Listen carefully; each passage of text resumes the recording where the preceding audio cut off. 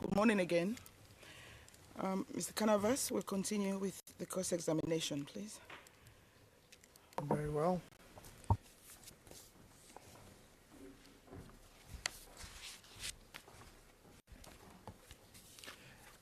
Sir, did you have an opportunity to think about the question that I posed? Please pose again the question. Does that mean that you didn't think about it? I requested that you pose again the question. I understand what you requested, and I posed a question, and you were given an opportunity to think about your answer over the last 30 minutes. Yes, and remember, Mr. Canavas had asked that, a particular document be put before the witness, Okay. so if you look at the document, the list of persons, Okay. and tell him exactly the person you're talking about. Yes, yes. Thank you, Your Honor. Thank you. Okay. We're talking about the meeting with the individual. If you have your list of persons there, is number 2. Do you recall that? We're talking about that meeting on the evening that was unauthorized. Yes, Okay. You agree it was unauthorized. In fact, you admitted it yesterday. yes. And I do want to add one clarification. You said that they had requested. Isn't it a fact that they had ordered you not to meet? Not requested, but ordered? I was advised not to meet him. Well, I didn't ask whether you were advised. You were ordered. It's either a yes, I was ordered, no, I was not ordered, I was merely advised, or I don't recall. I remember I was told not to meet him. I beg your pardon? I was told not to meet him. You were told not to meet him. In other words, you were ordered not to meet him.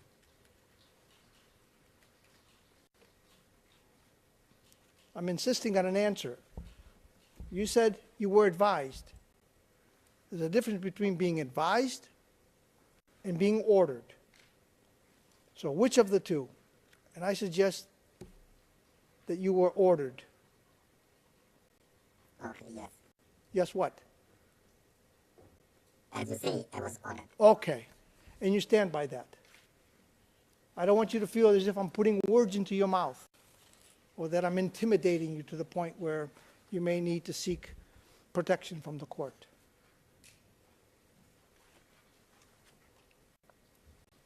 To me, to your answer, because I already gave several Okay. several answers now to the same question, I would like you or this court to understand that I was, when I asked if I can meet him on the same day, I was actually told not to meet him. Okay, that's fine. Now, and I just want to get one point of clarification out of all of this. I had indicated that it wasn't until you met with the prosecution, I think it was sometime in November 2014 when you were proofed for the Ruto and Sang case, that's when that meeting first came to light. And they questioned you about it. Is that right? Yes, they did. Okay. And prior to that, you had not mentioned to the investigators that you had that meeting. I remember I had not mentioned. Okay. You say you remembered. You remembered that during the break, or I just want a solid answer that you did not tell them at all until they brought it up. What I know is that the investigators brought it up at a certain period that I had, there is a recording which I had not discussed about. Right. What I don't remember is the exact, it is the exact time. But, Okay. I remember surely that I had not spoken about this with the investigators until until when they brought the matter. Okay, all right, and we're going to get to that date. And I understand, to be fair with you, that yesterday and today, and I'm not contesting this, that you did in fact turn over the tapes that you had. You just failed to mention that meeting. That is it. Okay, all right. And you failed to mention that meeting even though, at least as we indicated earlier, the investigators wanted you to have a tell-all that when they invited you in March 25th, 2014, they told you that that they wanted a tell-all interview with you, where, in other words, where you would tell it all, the good, the bad, the ugly, all of it, right? Yes. All right. And subsequent, you didn't tell them on that instance, during those days of interviewing, you didn't tell them about that meeting, right? You just mentioned that we discussed about the meeting. You discussed the meeting when you had a proofing session. This would be in November 2014. Here we are in March. And what I'm suggesting is you had plenty of opportunities to mention that, and it just sort of slipped your mind. It wasn't on the radar. I didn't understand completely what you're asking, because we just concluded that the investigators at a certain point brought up this issue of the first recording, and I explained about the recording. Okay. All right. I don't want to spend too much time on this, but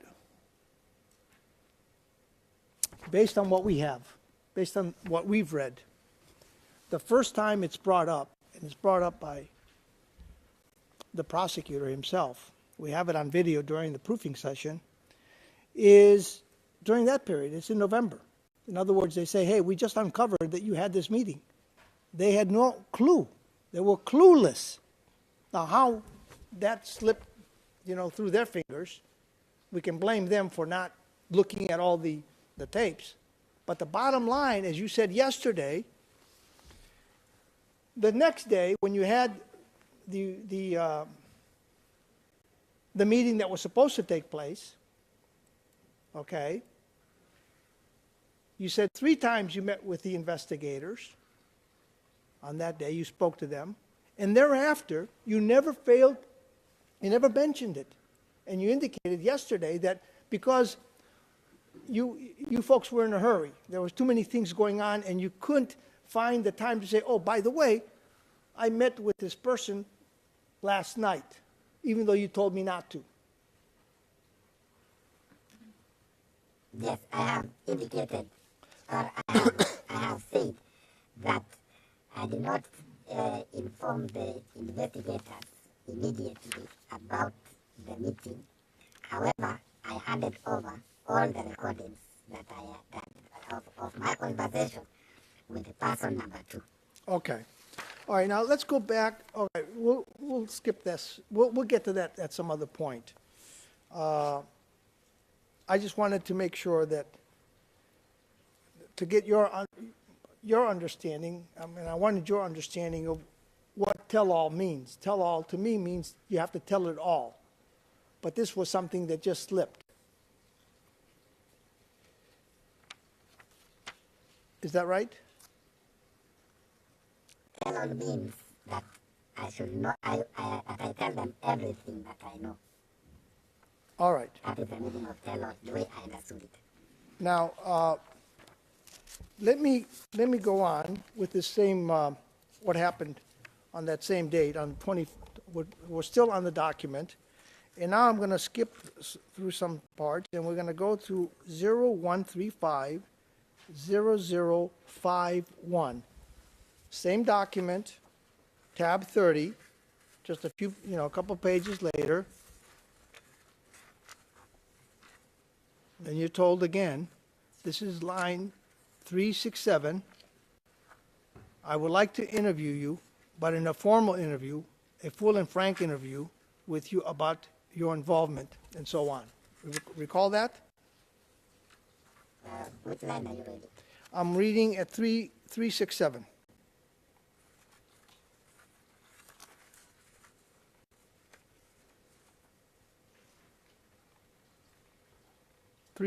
Actually. It would be like, I would like to interview you. So they want a formal interview. They're informing you. A formal interview where they're going to record you, but first they're also going to advise you of your rights, right? Yes. And so you understood that at that point, because of the representations that they had made, that you were going to be treated as a suspect. That you were being treated as a suspect, right? I didn't understand that. Well, had they not brought it to your attention 11 days earlier when they said, we want to interview you formally and we want to tape record it? What part of that did you not understand? At every time that I was interviewed by the investigators, it was at every time it was formal. There's no time that has been informal, including this time. It was formal, and therefore, to say this time was formal, I don't know whether you are saying other times that the investigators interviewed me was informal. Okay, let me clarify that. Yesterday, it was brought to your attention that on previous occasions, when you had these conversations with them, you would sit down, there would be an exchange for days, hours, and then the investigators would produce a summary report of what was all said, what was shown to you, but there was no formal recording. So no one can look at those days and say, okay, this was the question posed, this was the answer given. Question, answer, question, answer. None of that. At the end, you were given a summary where you were to read it, make any corrections, initial it, right? No. In most occasions, there were recordings. Okay. Are you suggesting that there are recordings that the prosecution has that they haven't turned over to the defense? Because that's what you're suggesting right now. All these matters that I gave in the previous case, because I remember most cases where I met with the investigators, they did this was not the part recording that they did on me. There are many other instances where I met them and the same transcript, the paper that I signed were also recorded. Okay, so let me make sure that I got this crystal clear. And you might be confusing with the word recording. So let me clarify it, and then maybe you can help me out here. On the previous occasions, that is before the 15th, before the telephone call on the 14th of March 2014, when you met with the OTP investigators on those occasions, surely they were maybe typing things out and then sharing you the summary and then you signing it and initialing the pages. That's different from tape recording where you have question, answer, the entire event. And let me just say one thing before you answer. We don't have any of such recordings transcribed prior to this particular date. So could you be mistaken?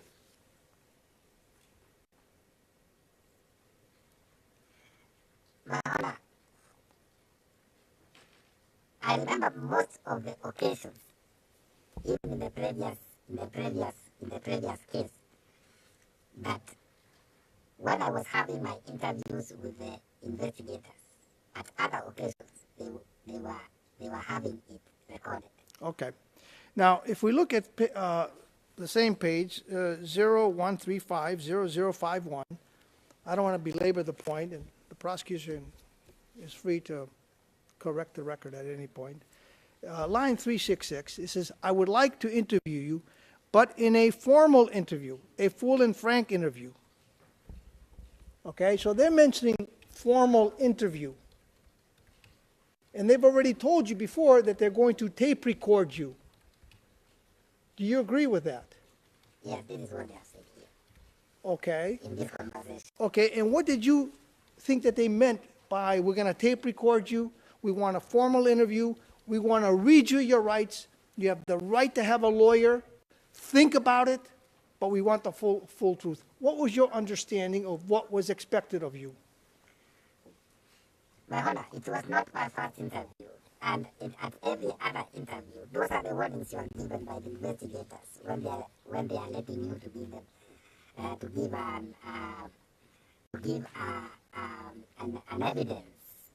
And to me, they were these are the normal procedures of where investigators ask you to give the truth, to know that you are committed, that you will sign the document, that at times it will be recorded. All these things are stipulated before you start giving your evidence. Okay, but before they didn't suggest that you had the right to a lawyer to be present to advise you. This was the first time. It was first mentioned on the 14th of March during a telephone conversation because they told you if you come, you have the right to a lawyer. And then they advised you again before they began the questioning, the formal interview, that by the way, you have a right to a lawyer. This was the first time, was it not? Yes, I think it was the first time, including being searched, being standing up and being searched in the pockets if anything was happening. I was carrying something. That one was the first time. That's why I said I saw a bit differences, including being searched. They had never gone to that extent where they were searching my pockets to search and to undergo searching. That is when I said I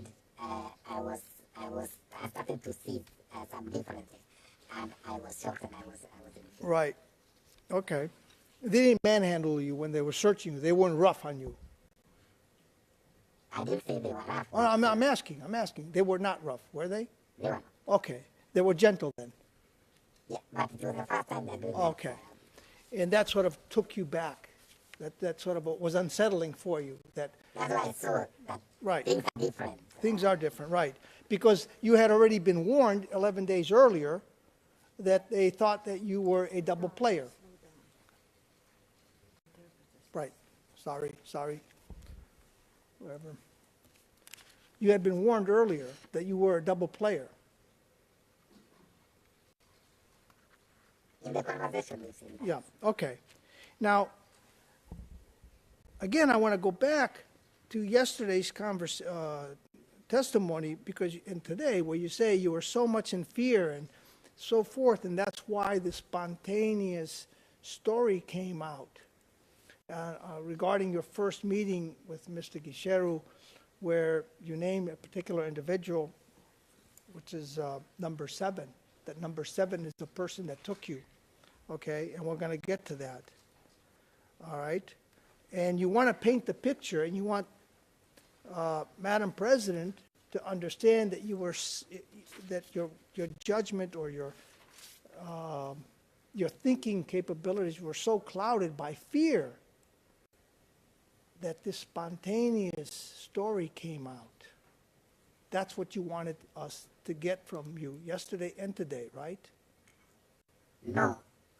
I wanted, for the purpose of record, I explained even to the investigators concerning this matter. I said, by the time we were meeting with the investigators, I didn't imagine even that I would finish the meeting because of the situation that I was in with them, the way I said I saw them, the way I saw their body language and how they treated me on that day. I thought I will if I'm not arrested, I will go back home. I never imagined that I was going to be in agreement with them in anything. Okay. So therefore, at first, I did not want to reveal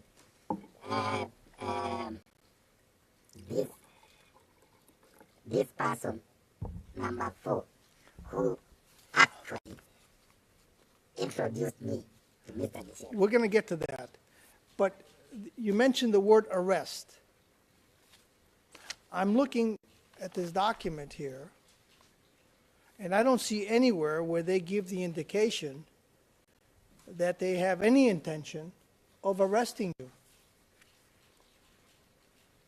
It is not my testimony that they gave indication, but I'm saying You felt that. You felt that. I think that I felt that Okay.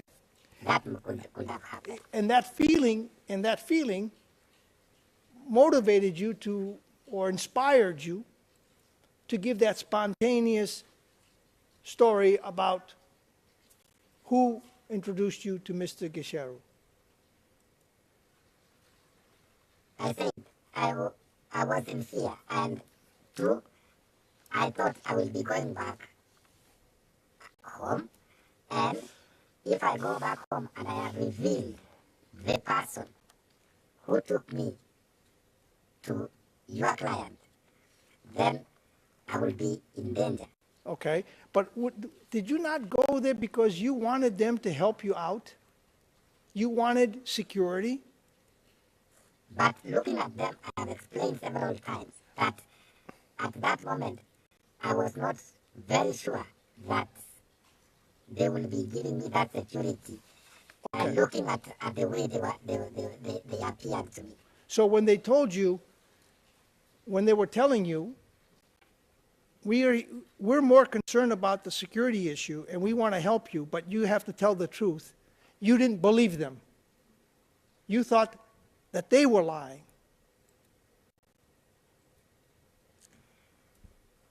Before I settled down and I stopped being in fear, I was having my doubts on what they were telling me. Having the doubts that they were actually being honest with you. Yes, because That they were being dishonest. I thought things were very different. That they had evil or pernicious motivations themselves. They were trying to trick you. Even though they were saying, we're not here to trick you, you thought they were trying to trick you. I wanted to be sure that they were telling me. Okay. Well, they do tell you something more, because we're going on. This is the same interview.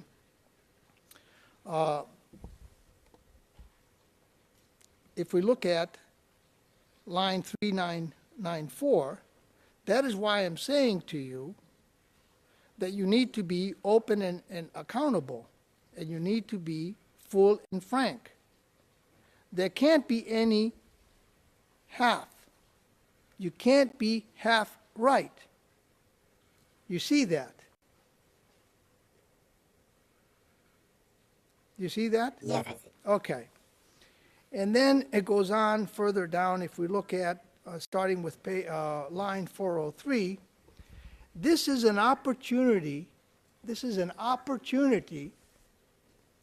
for you to hear what we have, and for you to effectively tell us. So they're telling you, we're going to tell you what we know about what you've been up to, but this is an opportunity for you to tell us as well, right? You see that? Yes. Did you understand it at the time? Yes. Okay. And Message from the English booth. Could counsel please slow down and observe a pause between question and answers? relocating. Mr. Canavas, can you Private- slow down, okay. please, for the Apo- interpreters? apologies, to do apologies, their apologies. Thank you. It's that Mediterranean character. Okay. Bearing in mind,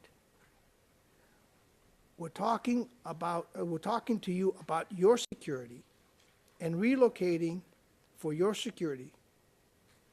So we're taking this very seriously.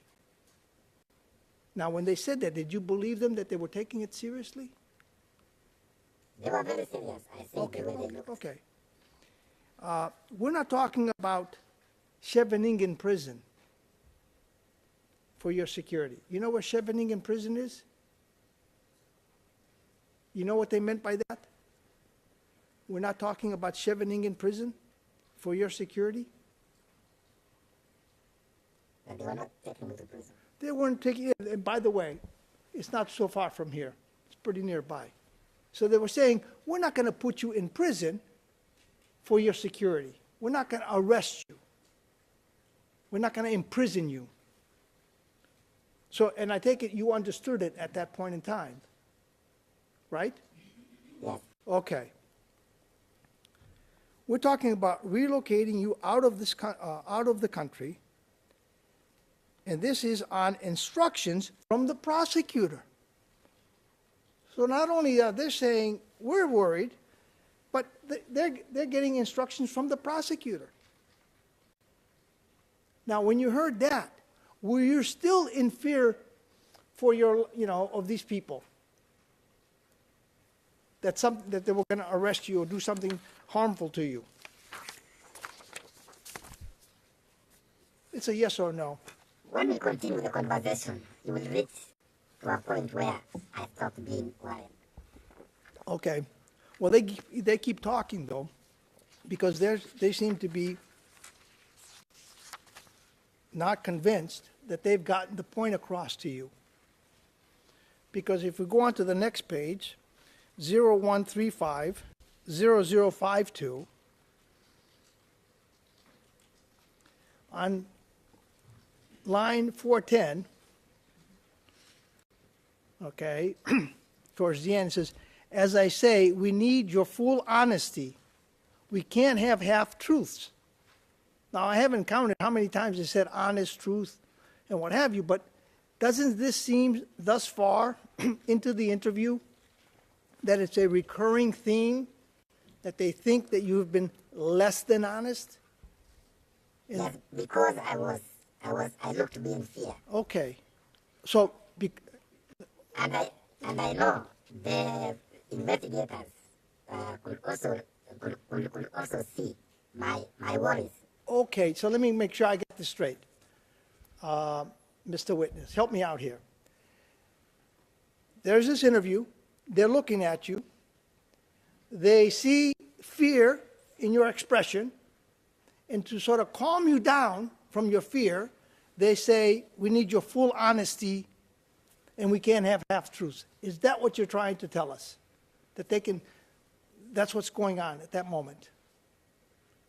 As you've seen, they have spoken about this on several occasions on this interview. I understand, but that's why... And it's my thinking that this is done because of they're repeating this to me in order to make sure that I tell the truth and not to trick them. Right, because if they wanted to calm you down, they would say, don't worry, trust us. We're the ICC investigators.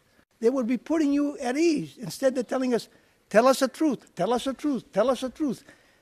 Does that sound like they thought that you had been truthful in the past?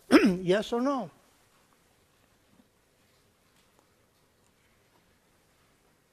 Concerning this conversation, what I have done actually to the investigators, what I have done by leaving and going back home was not good. And that is why they wanted me now in this conversation to tell them the truth of what happened, how it happened, and everything that I knew concerning my departure, and now that I'm back. Okay, and that's exactly what they wanted. Yeah. So later on, when they say at line 425, I don't think there's any point in doing it, meaning the interview, if you're not prepared to be honest with me, okay? It's not about tricking you, but I need you to be completely honest with me. That's what they wanted. Yes. Because they thought that you had not been completely honest in the past. Yes. Okay, thank you. Actually, because I left. And actually, we go, okay, you left. And then you say, I will be honest with you. This is in line 427. Okay, take it in. Read it carefully. Tell me if I misread it. You did read well. Okay. I will be honest with you. Now the interview hasn't even started, but now you're giving assurances. You're giving assurances to these investigators, now that I've come back, now that I know that I'm a suspect, now that I know what you want, I will be honest with you, right? Without the line that I know that I was a suspect. You didn't know by that point you were a suspect? Okay, all right. We can move on. They go on, 4:30. Okay, do you want to put some thought in as to whether or not you want a lawyer present? And you say, no, I don't think so. Now, the issue of the lawyer had come up previously. You had 11 days to think about a lawyer. So you just said no, right? Yes. Okay, now let's look at line 433. Okay, again, if at any stage throughout the interview you want to discontinue, it is not compulsory. It's completely up to you. So if you say, no, I've had enough, you're tricking me, you can leave. There's no obligation for you to stay at any stage throughout the interview. But I will warn you throughout the interview, at every step, that you don't have to stay, that you can leave if you like. And then later on, it ends with, so are you prepared to do that? Now, when they were saying these words, were you still in fear? Does these words sound like they're trying to threaten you? When they're saying you can leave at any time, you can stop the interview.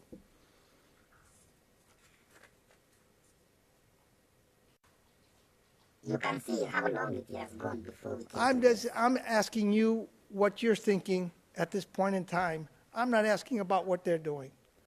It's very clear what they're doing. But I'm asking you, does this sound from you that they were threatening you to arrest you, that they were putting you in fear when they're saying, there's the door, you can leave at any time. You can have a lawyer, you can talk to us, you can leave. Does that sound like they were threatening you? Again, I did not say that they did harass me or do anything of that nature. I said I felt that I was in that situation. And from their body language when they were saying these things? So, it is not my testimony that the investigators actually did put me in fear or intimidated me or made me feel or actually did anything that was maybe by force. No, I'm saying out of my own feelings. Okay. Because of the treatment that I underwent internally, I felt that there was some difference on how they were handling me this time round. But you can see the investigators continuing even to give me more assurances that if I need to go home at any time, I can go. At this point, I started to Relax. to calm down, knowing that there is no issue. I started to see that there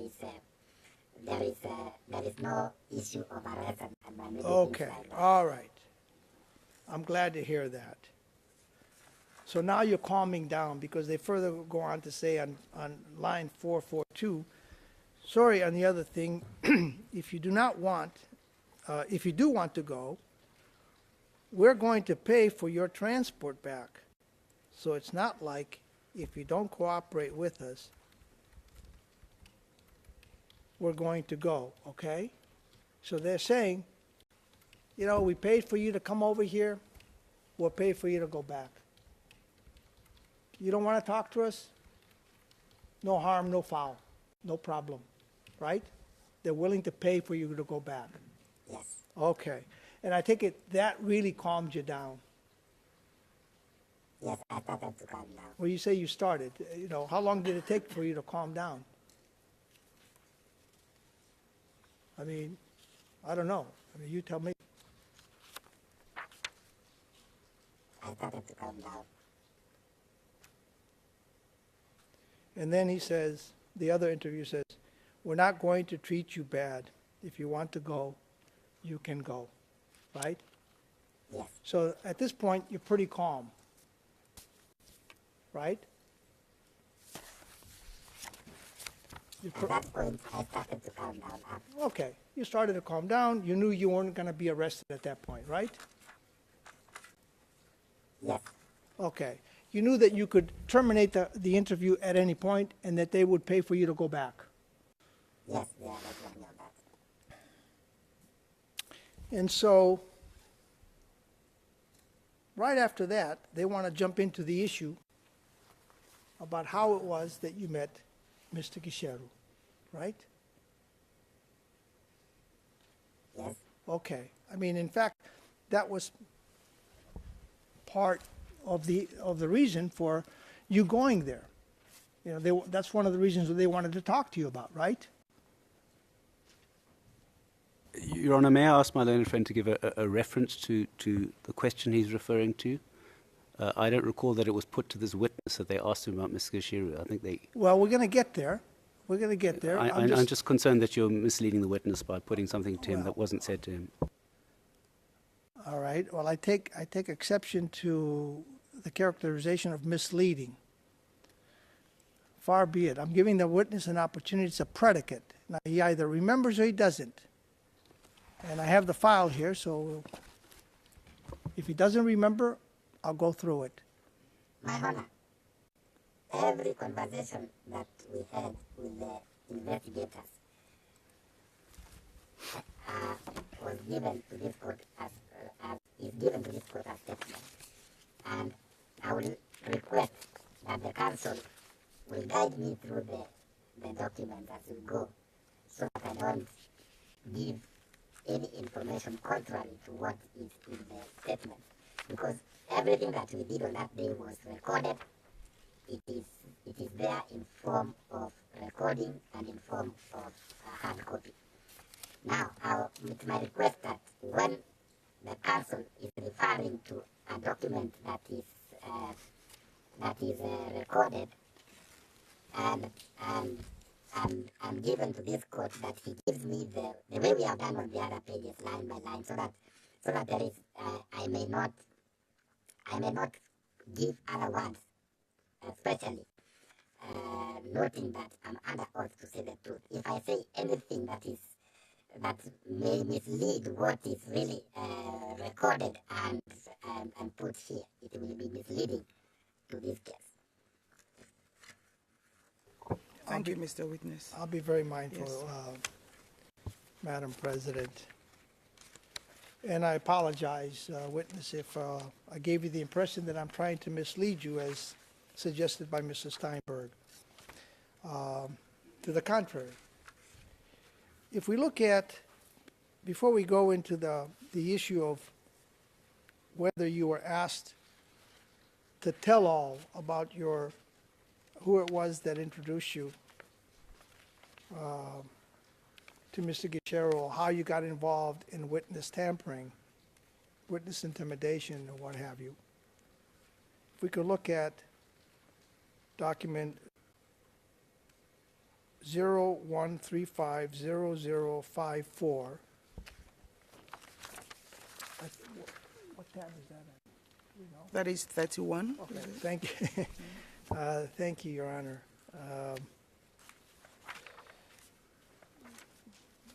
So anyway, I just want to go through very quickly. If you could look at these pages, 0135, 0057, 58, and 59, just kind of give them a quick glance. They again are informing you of your rights, and they're telling you that the interview can cease at any time. If you look at it, and then if you can confirm that, then we can move on. Yes, they were looking for this.